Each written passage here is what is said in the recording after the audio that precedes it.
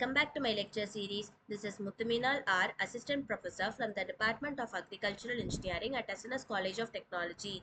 Today we'll see about the topic Components of Disaster Relief that comes under the unit Disaster Risk Management in India for the students of final year 7th semester at the subject Disaster Management. Before going into the session, let us have a small recap on what we have seen at the previous lecture series. We have seen what is a disaster, what are the types of disaster, and also we have covered how could the hazard and vulnerability profile in India affect the disasters. So today we'll see how we can provide certain disaster reliefs for the essential elements and institutional arrangements in order to provide effective relief operations. So when disasters strike, effective relief operations depend on delivery of essential services and robust institutional frameworks. Understanding these components is crucial for saving lives and resilient communities. So in order to do so, what we have to do in the sense, we have to get tied up with the NGOs that are available in and around us, so that if there is going to be any sudden disaster, we have to make sure that all the relief essential elements could reach the affected people. So the core relief components are water, food. So the safe water access could be given through the safe drinking water through the basic drinking systems that are available in and around. For that purpose, WHO estimates 785 million people lack basic drinking water systems globally, and making water security a top priority in disaster zones. So the emergency water standards are 15 to 20 liters per day. So we have to make sure that such an amount of water is available per person per day in order for them to be very crucial, and we are making them to lead a peaceful life while avoiding the hazard that is going to happen due to the lack of water.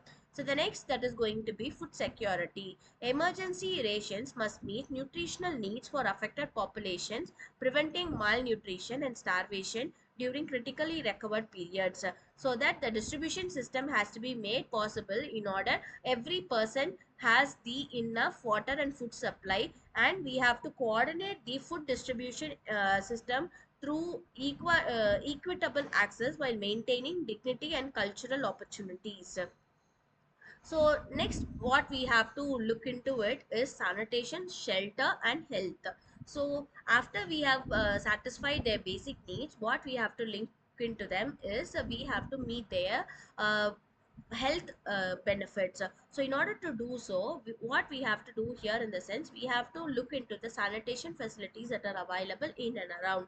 Proper sanitation reduces disease outbreaks significantly, and the lack of adequate toilets can increase diarrheal diseases by 30% in emergency camps, making this a critical health intervention. So in order to avoid these kinds of things, we have to provide certain systems that will not cause a very emergency purposes.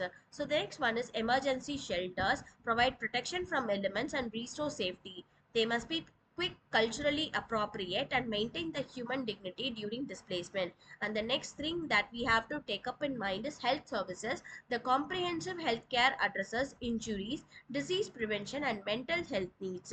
So mobile clinics and vaccination campaigns are vital for population health.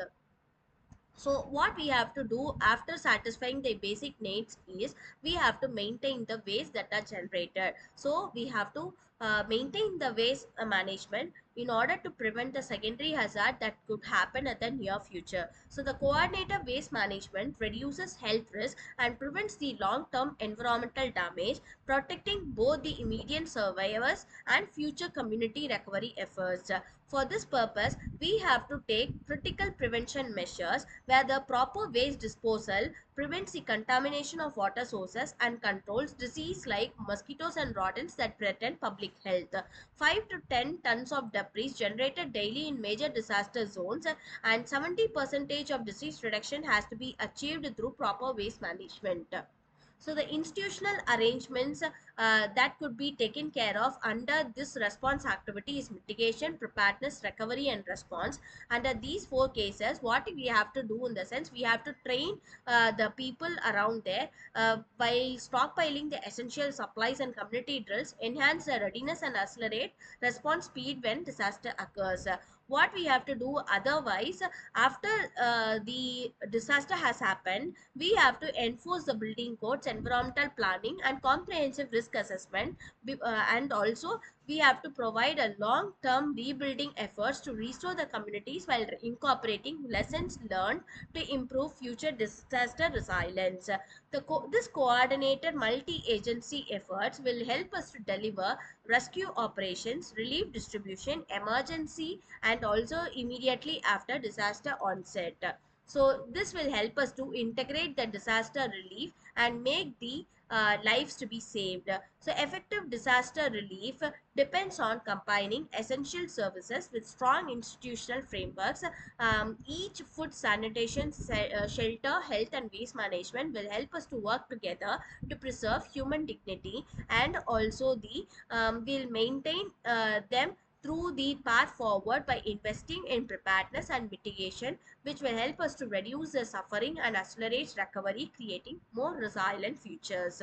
So this is what I have prepared for today's class. If you guys have any kind of doubt or anything, you guys can ping me anytime. See you at the next class. Thank you.